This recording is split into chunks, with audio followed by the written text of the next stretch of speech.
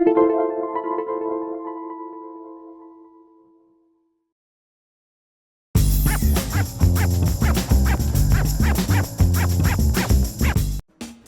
to MyLITV. From Manhasset to Montauk, we've traveled our communities to bring you the following events. I'm your host, Waldo Cabrera. MyLITV starts now.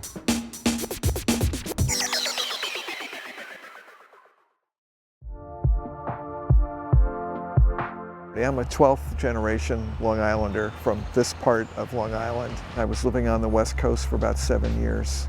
Came back in 1980 and saw the farm next door to where I grew up with a for sale sign on it. They were a 10-generation farm family, and I called them up. I said, what's going on? Why is the farm for sale? And they said, John, our parents have passed away. We have a $2.2 million inheritance tax. We're land rich, cash poor. We have to sell the farm in order to pay the tax. The way land is valued for estate tax purposes is based on its highest and best use. Out here, the highest and best use is residential development. So the land is valued on its potential for housing, even though it's a farm. And if you're a farmer, you don't have the capital to pay that kind of a tax. Homes on the east end of Long Island are worth as much as $38 million. And in 2014, one sold for a record $147 million.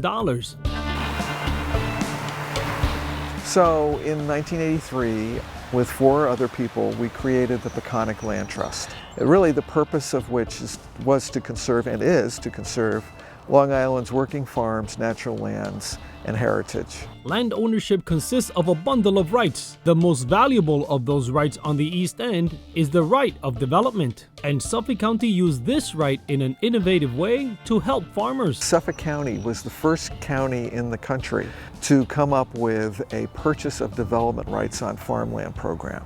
So if the county purchased that right and the owners kept the land, but without the right to develop it in the future, they would be monetizing the biggest value in their land, and then they'd be able to afford to keep it.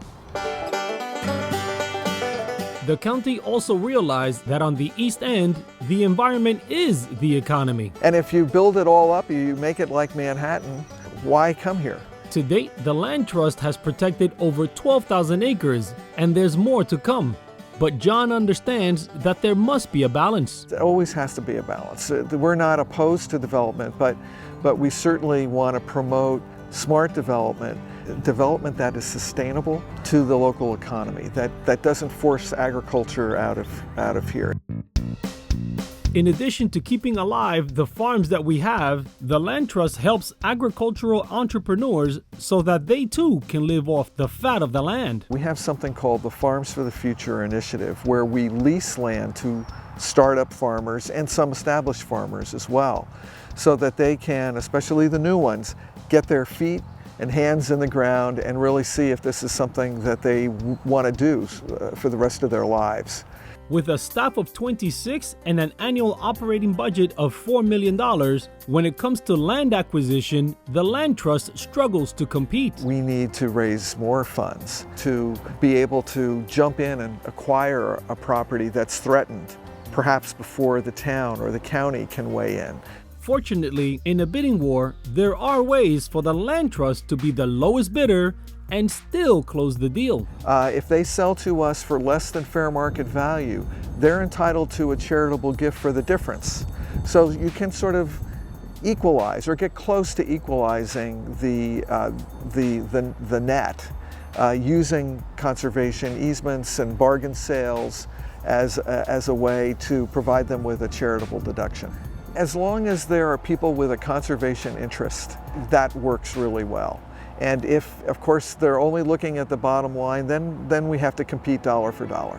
Once the land is protected, the Peconic Land Trust has a perpetual responsibility to monitor and enforce the restrictions on that land. And part of my responsibility as the founder of this organization is to ensure that we have successors who have the same passion and the same skill set to do the work that the trust will have to do for many years to come.